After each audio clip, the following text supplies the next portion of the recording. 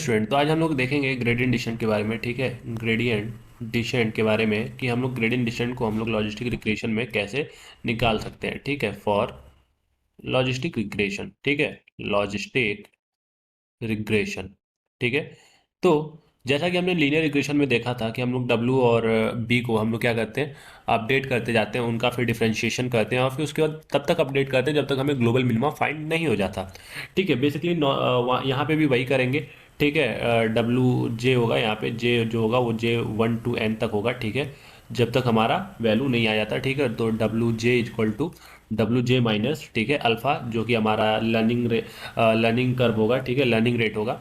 ठीक है, D upon W के रिस्पेक्ट में। ठीक है, जो निकाल रहे हो आप उसी के रिस्पेक्ट में हम लोग क्या करेंगे, डिफ्रेंशिएट कर देंगे JW को। यहाँ पे JW क्या है, यहाँ पे कॉस्ट फंक्शन है बेसिकली, जैसा कि हमने अभी निकाला ही था। ठीक है, वैसे ही हम लोग B के लिए करेंगे B माइनस अल्फ़ा।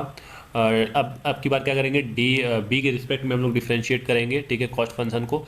ठीक है, हमने कॉस्ट फंक्शन अभी प्रीवियस ही लेक्चर में निकाला था। ठीक है, तो ऐसा ही हम लोग निकालेंगे।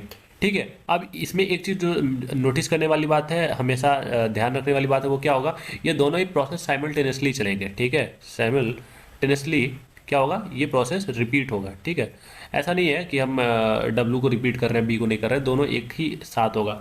ठीक है, अब जब हम इसको हम लोग अगर उठा के देखें इसका और इसके बारे में, ठीक है, तो हम लोग नॉर्मली देख सकते हैं कि ये WJ है और यहाँ पे इसको हम लोग इसके करस्पॉन्डिंग हम लोग डिफ्रेंशिएट करने की कोशिश कर रहे हैं।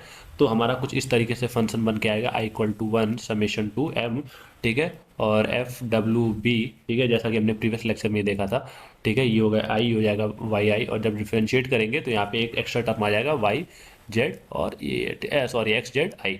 ठीक है, अब यहाँ पे वही चीज़ अगर हम लोग B के रिस्पेक्ट में करेंगे तो भी वही चीज़ आएगा, यहाँ पे D DB, और ये हो जाएगा J, और यहाँ पे ये वही चीज़ कॉमन हो जाएगा 1/M, और summation of I to 1 to M। ठीक है, WB XI। ठीक है, यहाँ पे नोटिस करने वाली बात होगी कि यहाँ पे कोई एक्स टर्म एक्स्ट्रा नहीं आएगा। ठीक है, अब यहाँ पे एक चीज ध्यान दीजिएगा, ये यहाँ पे लॉजिस्टिक रिग्रेशन है, और लॉजिस्टिक रिग्रेशन में क्या होता है, FWB X जो होता है वो किसके इक्वल होता है, 1/1 प्लस ई पे पावर।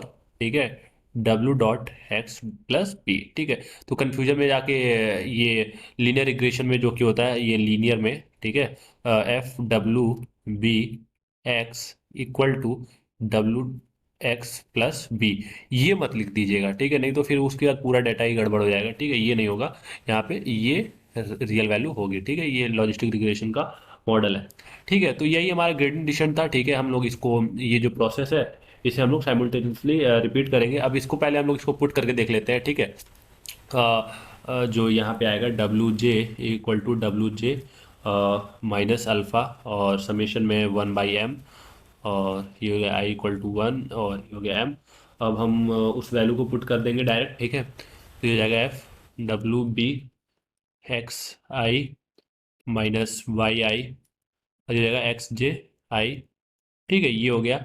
और ऐसे ही B के लिए हो जाएगा B इक्वल टू B, यहाँ पे हो जाएगा 1/M, और ये भी हो जाएगा summation of I equal to 1 to M, और ये हो जाएगा FWB, और ये हो जाएगा XI माइनस YI। ठीक है, तो यहाँ पे एक्स्ट्रा टर्म नहीं होगा तो इसे हम यहाँ ही क्लोज कर देंगे। ठीक है, और इन दोनों में जैसा कि मैंने बताया कि साइमल्टेनियसली रिपीट करेंगे और अपडेट करते रहेंगे। ठीक है, अगर मैं एग्जांपल के तौर पे अगर कहूँ, ठीक है, यहाँ पे अगर आपने B को अपडेट किया, ठीक है, तो जो नेक्स्ट भी आएगा मतलब B1 आएगा। ठीक है, तो उसको इस तरीके से लिखेंगे, B1 equal to B1 minus alpha, और यहाँ पे जो भी फंक्शन होगा। ठीक है, इस तरीके से हम लोग रिप्रेजेंट करने की कोशिश करेंगे। अगर यहाँ पे WJ आ रहा है तो सपोज ये जो न्यू वैल्यू निकल के आए वो WJ1 है, तो यहाँ पे WJ1 equal to WJ1 minus alpha F dot dot, इस तरीके से हम लोग कैलकुलेट करने की कोशिश करेंगे।